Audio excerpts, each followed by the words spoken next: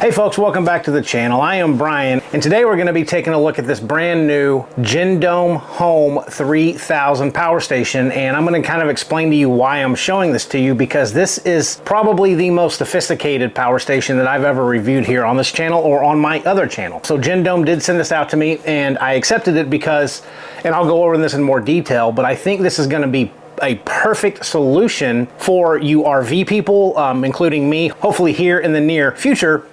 But I'll go over why I think that is, because this thing has a lot of inputs and outputs kind of geared toward RV usage. Now, obviously this thing, you're not going to be taking it backpacking. You're not going to put it in a tent, even though I did do that 2 episodes ago on my other channel.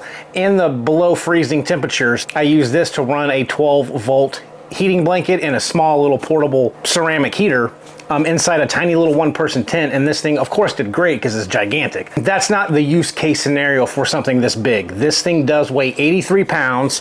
It's on casters, as you can tell. I have them locked right now so this thing doesn't fall over, but it's easy to move around when you get it on the floor, but it's 83 pounds, so you're not going to be moving this thing around. Just some quick specs on this thing so you guys know what I'm talking about when I bring you in closer. This thing has a 3072 watt-hour capacity rated battery, lithium iron phosphate battery built inside this thing. I did do an AC inverter discharge test on this, and I got to 2,650 usable watt hours out of this thing running that AC discharge test. So that puts this about 86% efficient, which is kind of industry average. It's not bad at all, and it's not great. It's not in the 90 percentile category, but 86% efficient off of the rated 3072 watt hour battery built inside this thing. Now, with this being lithium iron phosphate, you're going to get what they are claiming up to 2,500 cycles before you get to 80% of its original usable capacity. Now, of course, as we all know, once we get to 80%, it's not a dead and gone power station. You just lose that top 20% of that battery. Now, once you get to that 80%, you can get up to another 6,000 cycles until it diminishes to around 50%. So, in all honesty, something on this unit is probably going to break before you even notice a diminished capacity of these batteries. Again, so that's the battery capacity of this unit. The AC inverter side of this thing is a max continuous 3,000 watts, up to 6,000 watt surge. So if you have an appliance that takes, say, 4,000 to 5,000 watts, it'll handle that for a very short period of time. It's not going to continually run 5,000 watts, but if you need that extra little oomph to get over, and it'll help keep that appliance running long enough for the main draw of that appliance to go back down to 3,000 watts or below. Anything below 3,000 watts or below, this thing handles it just fine, and I'll show that to you with a couple of tests here in just a second. For like a small RV, and it all depends on the size of your air conditioning unit, but a very small RV, so anywhere between a 5 to probably a 10,000 BTU air conditioning unit, this thing should run it. Now, it's not going to run it for very long because those AC units typically pull between 5 and 800 watts. And do the math, this is only a 3,000 watt hour battery. It's not going to run it for a whole weekend, but it will jumpstart it and it will run it in the event you have to. So that kind of eliminates the need to have a gas generator. This thing can run it. And this thing also has the ability to double its capacity via expansion batteries that GENDOME offers. Unfortunately, I don't have the expansion battery to do any testing. I'm hoping I can get my hands on one when I get my RV, because I really think this is going to be a good solution for my RV, because I'm not buying a big one.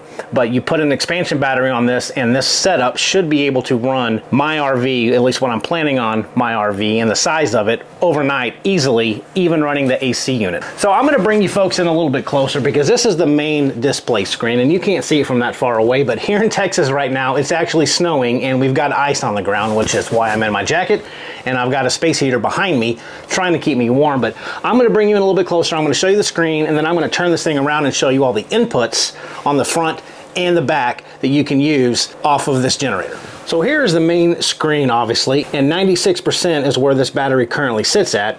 And you can see here, because this is connected via my phone via the app that you also do get with this, but it's showing snow, and it gives you a little bit of a forecast down here. It's really small to see, but it's telling me snow and a little snowflake emblem. And it's also showing me that it is rainy. So it kind of, this is the only power station that I've seen that actually has a weather forecast on the screen. Now, of course, you're going to have all of your standard tiny little buttons. So if it does overheat, it's got a little temperature monitor. It's got your fan emblem. It's got, you can turn on and off the beeps on this thing. It's got the Wi-Fi symbol. And then once you start using other components on this, other little lights are going to light up, showing that you've got the AC inverter turned on, your DC is turned on, so all of that stuff will show up on this main screen. And of course, these lights right here that you see that are kind of green and bluish, you can change those too, as well as underneath, it's got some mood lighting that you can change as well. Just a really nice overall screen on the front of this thing that gives you a lot of data and in a form factor that I have yet to see on any other power stations that I've reviewed. So, okay, now if you move this thing to the front, kind of where all the goods are at, it's got a little magnetic cover right here that you just pop off, and this comes off. And here's where most of your DC input and outputs are going to be, on the front of this unit. So with this guy, you're going to have, of course, your on-off power button. This little IoT reset, this is how you're going to actually set up your Bluetooth or your Wi-Fi on your phone. And up here, this button is the DC function. So if you press and hold that, it'll actually turn the DC panel of this unit on. Now with that, this is something brand new that I've also yet to see. You get two USB-C power delivery 3.1 ports. And with that 3.1 port, you get up to 140 watts worth of output out of each one of these. And then you also have four USB-A quick charge 18 watts a piece ports. The power delivery is output only, and that's okay by me because I don't need an input on power delivery and you'll see why when I talk about how this thing can charge. We don't need, or this unit does not need, any extra charging inputs via power delivery because there's so many options on this to charge it and charge it quickly. I'm fine with those being output only. Now, of course, you're gonna have your regulated 12 volt cigarette style plug, and you got two 5521 barrel outputs as well. These barrel outputs are rated at 36 watts apiece. The cigarette port is rated at 120 watts output. And then this little guy down here is an XT60 output, and this is for running your DC on your RV. So you can plug up your RV DC side up to this and run only your DC appliances, your lights, your fans, all of that stuff from your RV. So that's real beneficial in my mind, because that way, if you have your RV wired to where you can just plug in all your 12 volt appliances, you can just plug them into that, and this is up to 360 watts of output. And typically, you're not gonna have that much 12 volt wattage coming out on an RV. Typical, LED lights, standard fans, things like that don't take a whole lot of power. So being able to just plug in all of your 12 volt appliances from your RV straight into this and not having to turn on this inverter is gonna save the battery a lot of juice too. So that's a function that I have not yet seen on any power station other than this one. So that's a really cool little feature. Now, if you swing around to the back, this is where it gets really pretty interesting. So you've got four AC 110 outlets, and these are all 15 amps a piece, not all tied together. So you get 15 amps here, here, here, and here. You also have a 30 amp RV receptacle that you can hook directly up to your RV. So again, this is not really geared toward the huge fifth wheels or the big giant 37-foot RVs that take 50 amps. But if you've got a 30 amp RV, you can plug that guy straight into the back of this and essentially run it depending on what you're trying to accomplish. Now let's scoot on down a little bit and I'll show you the charging options. Okay, so here you can see we've got our overload protection reset button. So if we put in too much juice into this and it trips itself, you can just come to the back and tap on that. The AC input, this is where you're just gonna plug in a cord. There's no wall wart or no external brick that we all hate. It's just a single cord you plug into there, and you can charge this unit between 500 and 1800 watts. On the app, you can choose if you want slow charge or fast charge, and it's really simple to do. And there's also just a little toggle switch here where if you want to hit slow charge, you can, or fast charge, you can if you don't have the app.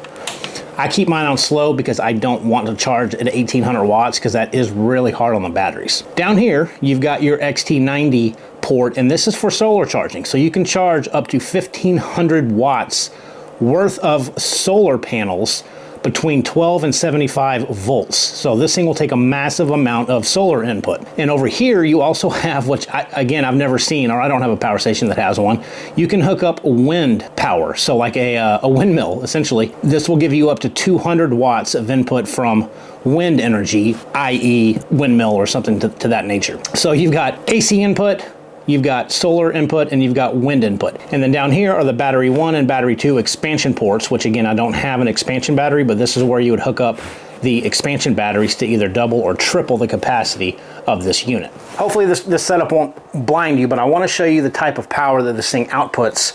And this is around a 350 watt array. Okay, so now let's check out the quality of the power of this. And I will also open up the app to show you the amount of watts that this array is using. So hopefully you can make out there that it's around 365 watts on the app that this is using. So with that 365 watts, I know it's not a lot, but we're pulling 121.3 volts. And I'll get to the sine wave to check that. And that is a perfectly clean sine wave. So this thing puts out very, very clean energy. Okay, and we'll try to test out the actual capability of the inverter with a heat gun, and I'm gonna plug in a little ceramic desk heater that are behind me. So we're gonna start off with the heat gun. Full blast. And we are at 1500 watts. Now let's try this space heater. And we're easily pulling 2,955 watts.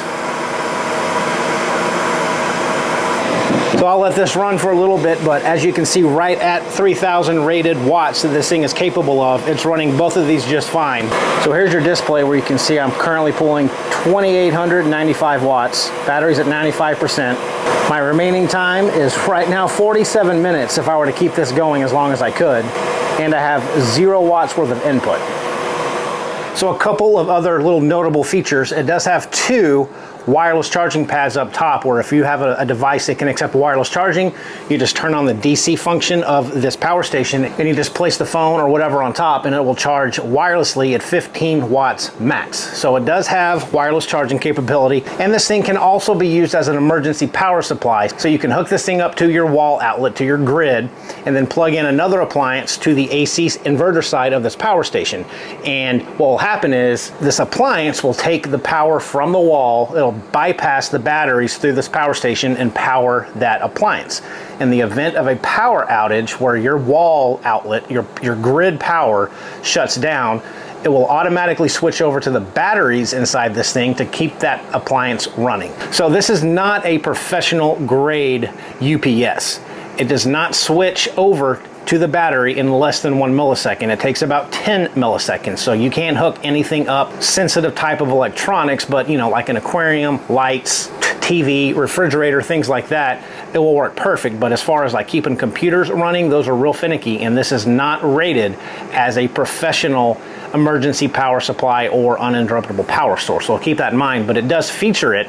You just can't hook up sensitive stuff to it if you want it to keep running 100% without a doubt. Guys, overall, I think this is just, I kind of nerd out on these type of power stations, but this thing has everything that I've been looking for my soon-to-be RV. I think it might be perfect, and especially if I can get my hands on an expansion battery, you know, you're looking at around 6,000 to almost 9,000 watt hours worth of capacity in an RV, which would easily get you through the night and probably the next day. And the fact that you can hook up basically probably as much solar panels as you're going to carry on an RV, given that this can take 1,500 watts. And if you have a windmill available, you can plug up a windmill too and get up to 200 watts.